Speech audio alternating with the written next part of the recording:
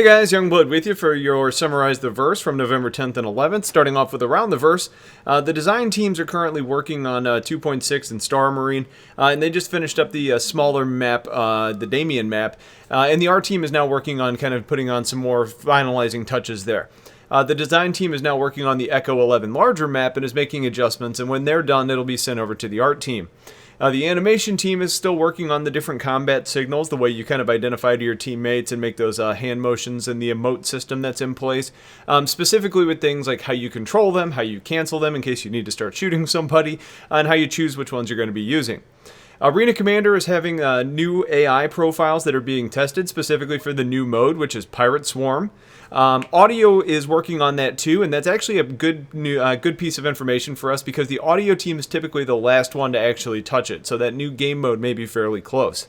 And like we would expect, the Herald and the Hoplite are getting a final polish for that release. During the LA studio recap, we got some surprise information. The Buccaneers actually getting a lot of work right now. It's designed to compete with fighters like the Hornets and the Sabres and the Gladiuses. It's supposed to be incredibly fast. It's going to be very maneuverable. It's got oversized engines and 24 maneuvering thrusters, which is crazy. And they do go on to say that it is going to be very flimsy. You should be dodging into combat, avoiding shots, and then getting out. Almost like the Sabre will, but the Sabre should be more durable. Some design changes that are in place for the Buccaneer. They're moving the ladder to the left-hand side to make it consistent with all the different fighters, and they're adjusting the cockpit to make it so you can actually climb in through a ladder. They're also going about making the wings smaller and sleeker so the ship looks fast instead of just being fast. The landing gear is getting adjusted as well to make them tuck into the hull. That's a good thing for two reasons. One, gameplay. They want that gun firing arc to be able to be used even when your landing gear is down. We're talking about the big belly-mounted gun. And it's also going to help with the performance on the game engine because when your landing gear is tucked into the hull, it's not something that you need to render. Mark Abent is working on the room system, which is actually pretty cool, as well as some of the action item interactions.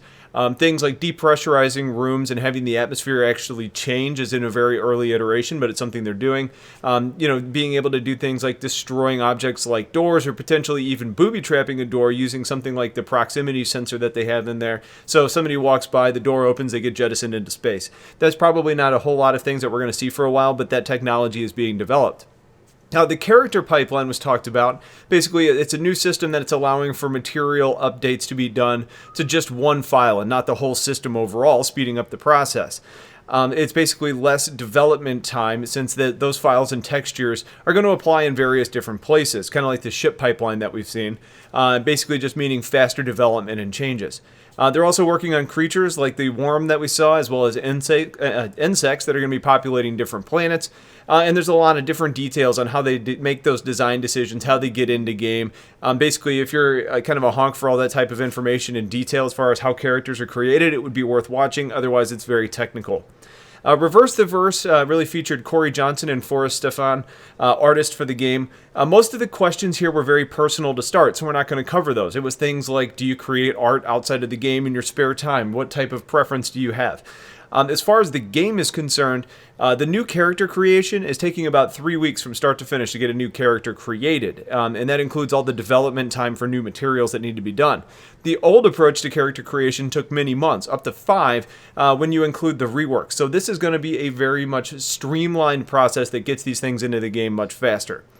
When a new character needs to be created, they're given reference materials as well as direction from Chris, and they just kind of go to town based on that information, having the design documents to use as a reference.